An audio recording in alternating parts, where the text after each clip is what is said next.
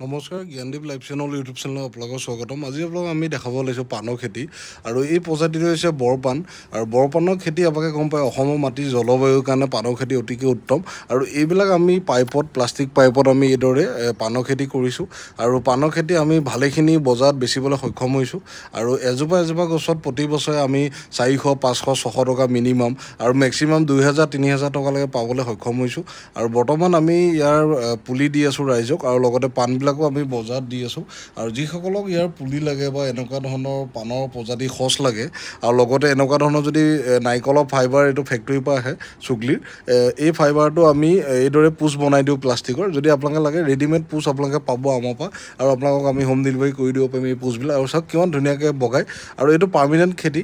এইদৰে পুচবিলাক আপোনালোকে 20, 40, 50 বছৰলৈকে কোনো সমস্যা নাই। এইটো পাৰ্মিনেণ্ট। তলত আপোনাৰ 3 ইঞ্চি পাইপ আছে, 3 ইঞ্চি পাইপত আমি 2 ইঞ্চি পাইপ ভৰাই দিছোঁ। এইটো অট'মেটিক ফিটিং হৈ আছে আৰু এইদৰে আমি পাণৰ খেতি কৰি আছোঁ আমাৰ নাৰ্চাৰীত। যিসকল লাগে পাণ পাব। এই প্ৰজাতিটো পাণ হৈছে বৰপাণ আৰু আটাইতকৈ উত্তম আমাৰ লোকেল প্ৰজাতিতকৈ অলপ উত্তম প্ৰজাতি।